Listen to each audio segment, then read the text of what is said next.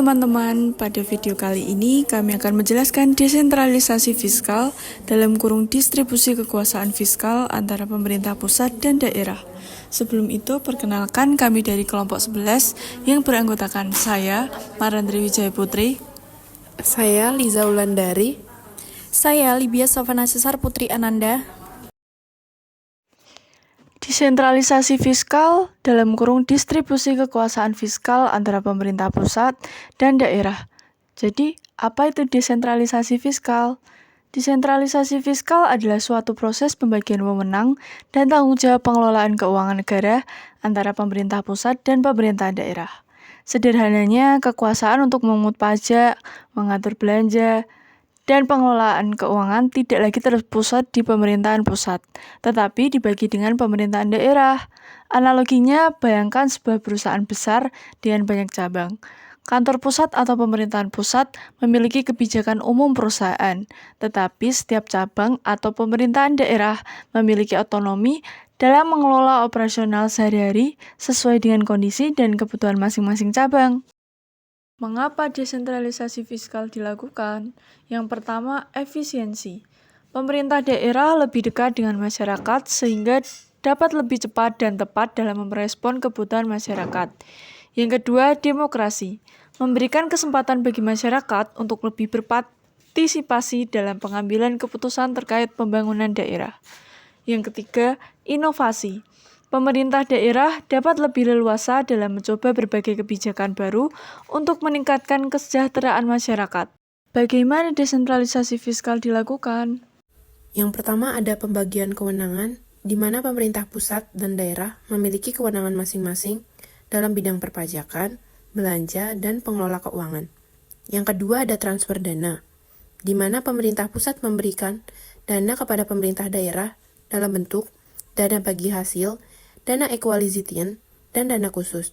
Yang terakhir ada pengawasan, yaitu pemerintah pusat melakukan pengawasan terhadap penggunaan dana transfer agar sesuai dengan ketentuan yang berlaku. Dalam konteks apa saja desentralisasi fiskal diterapkan? Desentralisasi fiskal diterapkan dalam berbagai bidang, seperti bidang pendidikan, kesehatan, infrastruktur, dan pembangunan daerah. Apa saja sih tantangan desentralisasi fiskal? Yang pertama ada ketidakmerataan. Tidak semua daerah memiliki potensi yang sama, sehingga distribusi kekuasaan fiskal perlu memperhatikan aspek keadilan. Yang kedua ada koordinasi. Koordinasi antara pemerintah pusat dan daerah perlu ditingkatkan agar tidak terjadi tumpang tindih kewenangan.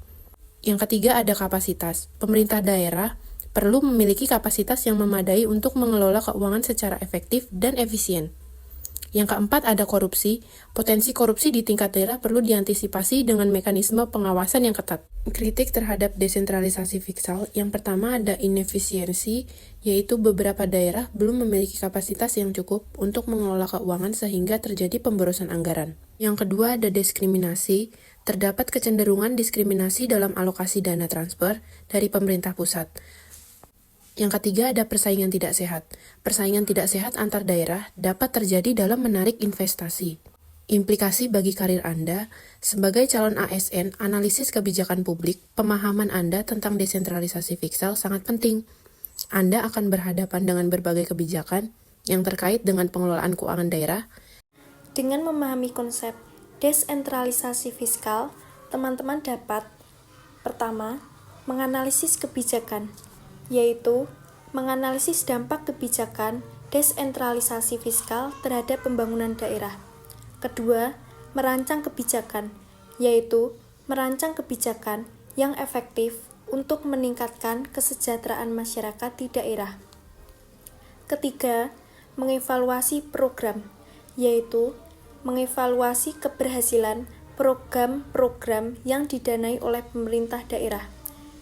Keempat, berkoordinasi, yaitu berkoordinasi dengan berbagai pihak terkait dalam pelaksanaan kebijakan desentralisasi fiskal. Tips tambahan untuk memperdalam pemahaman teman-teman, sebaiknya teman-teman 1. Mempelajari regulasi, yaitu pelajari undang-undang dan peraturan pemerintah yang berkaitan dengan desentralisasi fiskal. Kedua, menganalisis studi kasus, yaitu analisis studi kasus tentang implementasi desentralisasi fiskal di berbagai daerah. Ketiga, mengikuti pelatihan, yaitu ikuti pelatihan-pelatihan yang berkaitan dengan pengelolaan keuangan daerah. Keempat, berdiskusi, yaitu diskusikan dengan para ahli dan praktisi di bidang keuangan daerah. Lalu apa sih kesimpulan dari materi ini?